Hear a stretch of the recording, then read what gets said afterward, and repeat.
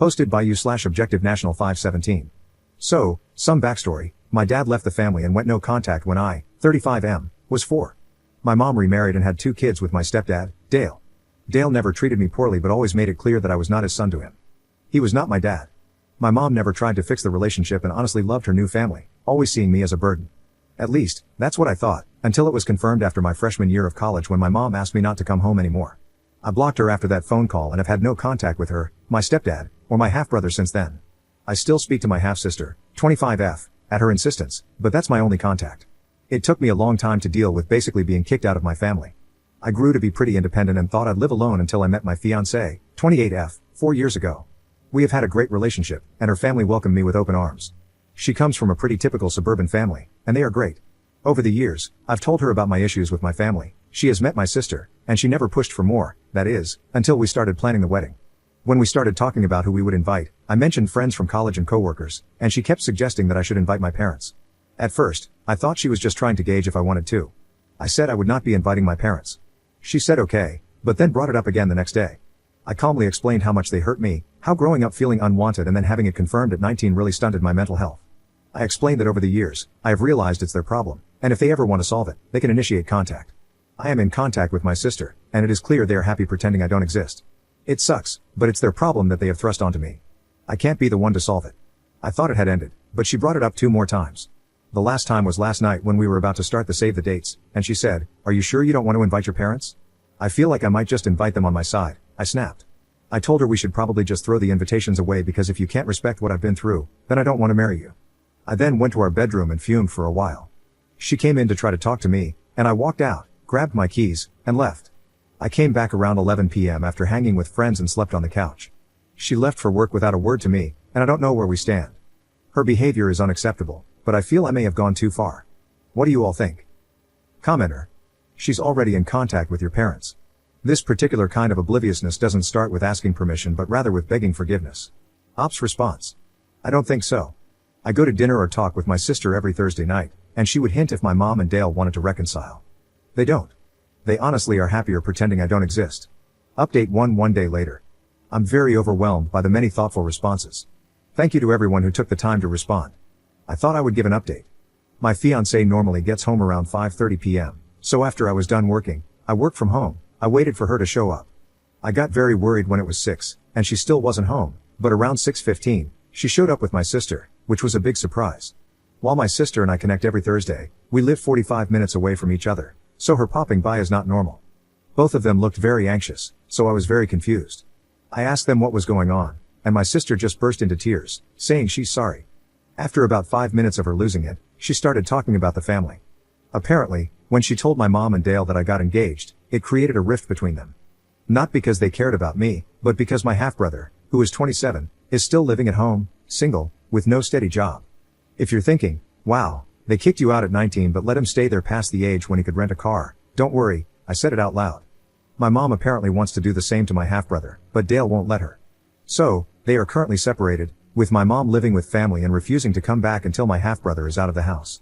For some reason that defies all logic and reason, my sister thinks that getting an invite to my wedding will bring the family together since it was my engagement that caused the rift.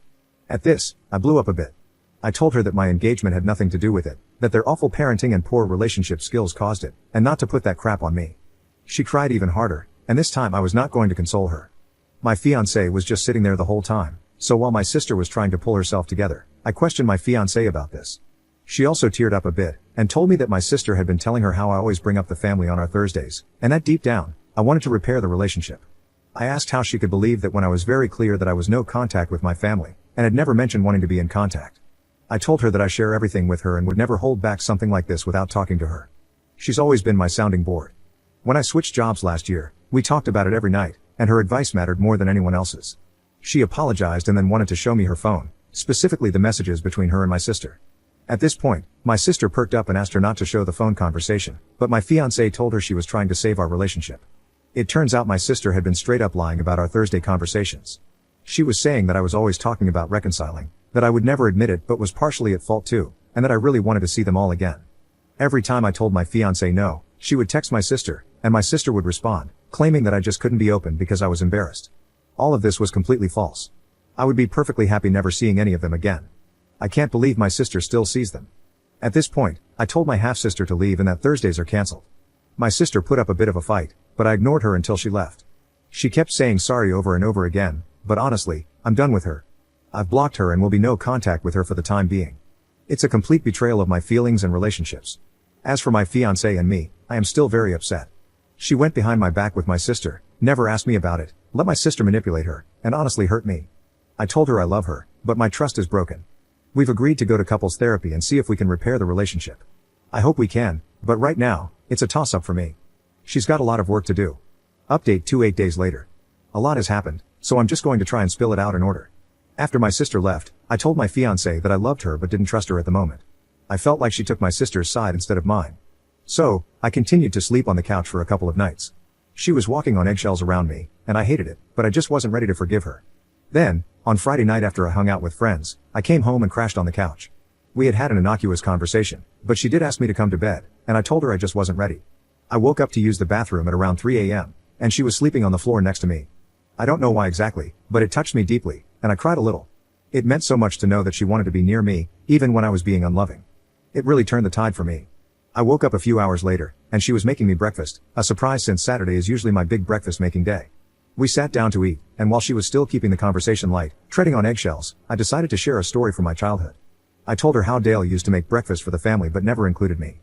I was older, so I slept in, and when I got up, there was rarely any breakfast left. If there was, it was in the fridge, and no one would eat with me.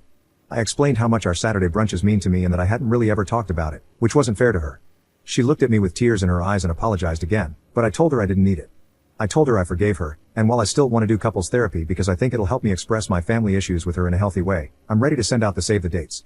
I then asked her to massage my back because the couch was a nightmare to sleep on, and she knew I was serious. I don't love people touching me, except my fiancé, and I had really not allowed it since the original incident. I know most of you did not want me to forgive my fiancé, but I love her, and she loves me.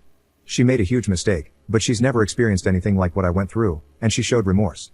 As for my sister, my mom reached out via a phone number I didn't recognize and told me I should forgive my sister. I told her to screw off, and it just confirmed my sister really never had a relationship with me at all, because if she knew me, she would know that contact with my mom would only make the situation worse. I then blocked the number. This happened Thursday evening. She tried to come by on Sunday, but my fiancé and I were out. She left a note apologizing, saying she didn't ask our mom to contact me and was sorry that she did. My fiancé wants nothing to do with my sister anymore but left the decision up to me. I told her that my sister was my family, so if she didn't want her there, she wouldn't be there. It was a bit of a jab, for sure, but she took it well and said she didn't want her there. We've been getting back to normal, but it will still take time. I think I might try individual therapy because, as I've been reflecting on everything, I'm starting to realize the family situation might be worse than I've acknowledged, and it might be time to really deal with it. The save the dates were sent out yesterday, and the wedding is still on. I'm not sure if I'll update again, but thank you all for letting me process and vent. Commenter. I don't understand. If eating breakfast on Saturday as a child was so important, why didn't you just get up early and eat with the family? Ops response. It's clear many of you have had terrific relationships with your parents or step-parents, and never had to deal with someone like Dale, who would roll his eyes, look annoyed, and say something like, looks like he's ruined daddy-kid time before looking at his other siblings.